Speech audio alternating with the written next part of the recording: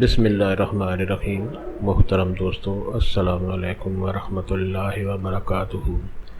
پیارے دوستو، امید کرتا ہوں اللہ تعالیٰ کے فضل و کرم سے آپ خیریت سے ہوں گے اور ہنسی خوشی زندگی گزار رہے ہوں گے۔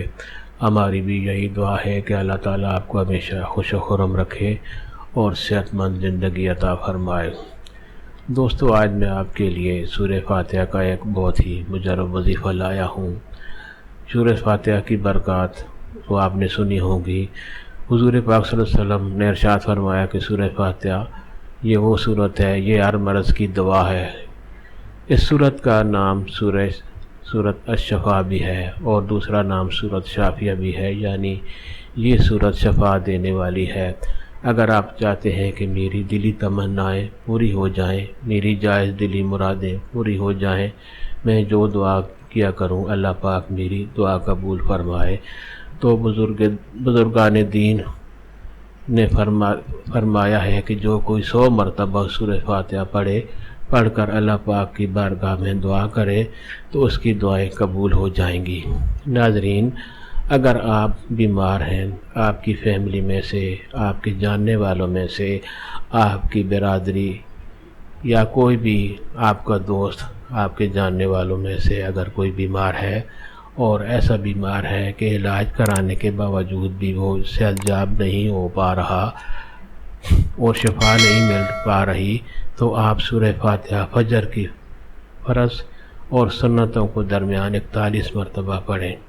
یعنی نماز فجر کو آپ جب جائیں تو سنتوں اور فرضوں کے درمیان جو وقت ہوتا ہے اس وقت کے دوران آپ 41 مرتبہ سورہ فاتحہ کی تلاوت کریں، اول و آخر درود شریف پڑھ کر، اور اپنے مریض پر دم کریں۔ وہ پڑھ کر آپ جو بھی مریض ہے اس پر دم کریں۔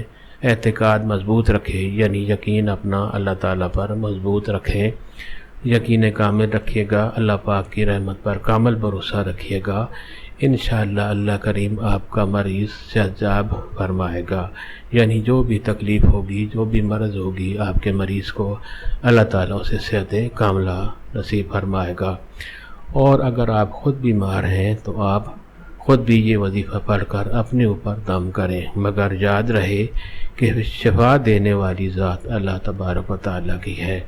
اللہ پاک چاہے گا تو یہ شفا حاصل ہوگی۔ اس کے لیے ضروری ہے کہ آپ اللہ تعالیٰ پر مکمل یقین رکھیں اور یہ وظیفہ پڑھ کر آپ اللہ تعالیٰ سے دعا کریں، تو انشاءاللہ جو بھی مرض ہوگی وہ دور ہو جائے گی اور مریض جو ہے وہ صحت یاب ہوگا۔ اللہ تعالیٰ آپ کو ہمیشہ صحت یاب رکھے۔ آپ کی جو بیماریاں ہیں، جو پریشانیاں، اللہ تعالیٰ وہ سب پریشانیاں اور بیماریاں دور فرمائے۔